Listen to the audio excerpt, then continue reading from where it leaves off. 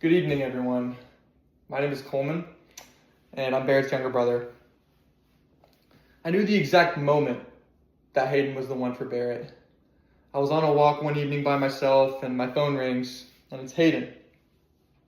They'd been dating for close to a year at this point, but Hayden never called me directly, so I knew something was up. So I answer, and she says, "Hey, Coleman, my grandma Gigi has tickets to the Masters every year. Barrett and I are going, and she has an extra ticket. Do you want it?" And that was the moment I knew that Hayden was the one for Barrett. It became my life's mission to ensure that Hayden became my sister-in-law. I did everything I could.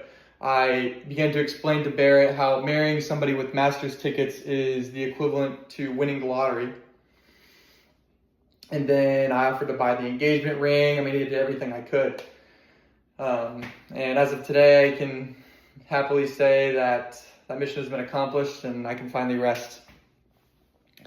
We did go to the Masters that year and it was incredible. I'm just so thankful to Gigi and Hayden for being so thoughtful and including me in that. But that's just who Hayden is. She's thoughtful, she's kind, she's caring, she's joyful, high energy. And for a person like myself who's leans a little bit more on the low emotional side of the spectrum, Hayden's are nice to have around.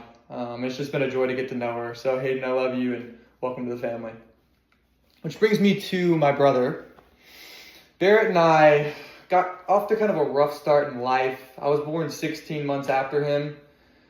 I don't think he was particularly thrilled that I had arrived. I immediately became his piñata. He whacked me with everything. Plastic baseball bats, golf clubs, anything he could grip his little hands around. By age 6, I was standing up, and by age 9, I was walking. Now, I'm told this is early to be doing those things. My parents thought I was advanced. Nope. Survival instincts. I was learning how to run for my life. By age 4, I had grown to the same height and weight as Barrett, and this really pissed him off. And every opportunity he could, he reminded me that he was the older brother. And I lost a lot of fights. Of course, there were some good memories in there too. But that's the story of brothers, right? It's one second you're fighting against each other, and the next second you're going to war with each other. And that's what brothers are for. That's Proverbs 17:17. A brother is born for times of adversity. And although Barrett might have knocked me down in our early years, since then he's done nothing but build me up.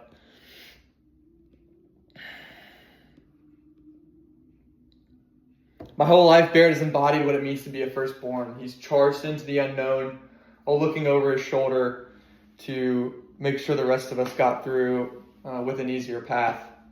And I had the luxury of going second. Everything that Barrett did right, I copied.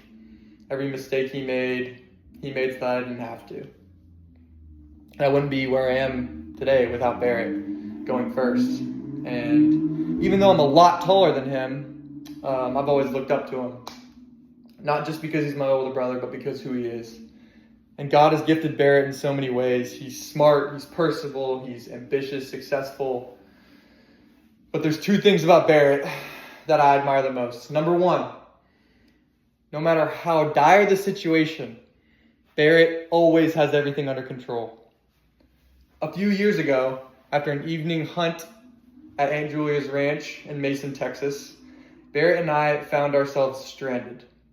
Our hunting guide just didn't come back. As the sun went down on that February night and the temperature began to drop, with no idea how to get home, we grabbed our gear and started hiking through the cliffs and cacti of central Texas, lighting the way with our iPhone flashlights. As we were walking along, I looked over to Barrett and I said, "Barrett, we're completely screwed." He looked at me and he said, "Coleman, we're fine. We have everything we need. We have half a bottle of bourbon. That'll keep us warm. We have a rifle with one bullet and we have a knife and that'll protect us." He said, "And if a mountain lion attacks us," I said, "A mountain lion? There's mountain lions out here? Why would you tell me that right now?" He said, "We're fine. Okay? You take the rifle. I'll give up my left arm. And when it latches on, you take your shot. and I'll start stabbing it with a knife and finish him off, no problem. In an instant, I went from we are completely screwed to, yeah, you're right. We could take on a mountain lion, no problem. And that's what Barrett does. He brings calm into chaos, and he makes you feel safe even when you're lost, under threat of a mountain lion attack, and nothing but a half a bottle of bourbon, a rifle with one bullet, and a knife. That night, by a miracle of God, we made it back. And I have no doubt that Barrett will show up for Hayden with that same instinct to protect and that same willingness to sacrifice his left arm without hesitation. The second thing that I admire about Barrett the most, and I'll close with this story, is his work ethic.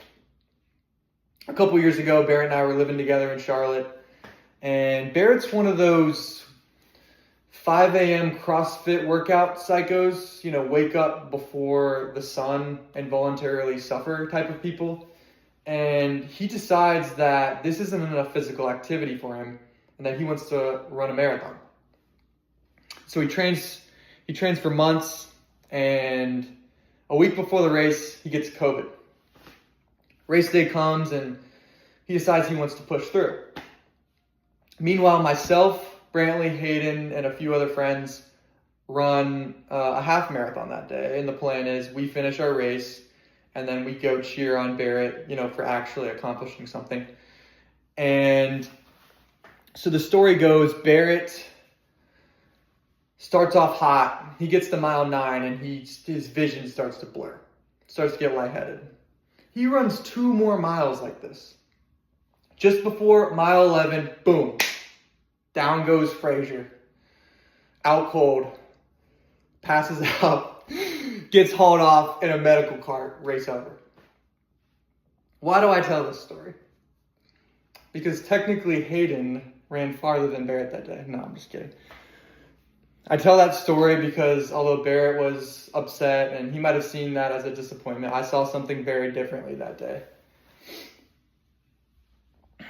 I saw a man who runs until he passes out, who doesn't quit, who pushes through sickness and pain. And that's just who Barrett is, and I've seen it my whole life. And I know he's going to bring that same work ethic to building a life for Hayden and his future family. So in my eyes, Barrett and Hayden were the perfect match. Hayden brings love and joy and energy, and Barrett brings steady leadership and protection. And I just can't wait to see the life they build together. Cheers to Barrett and Hayden.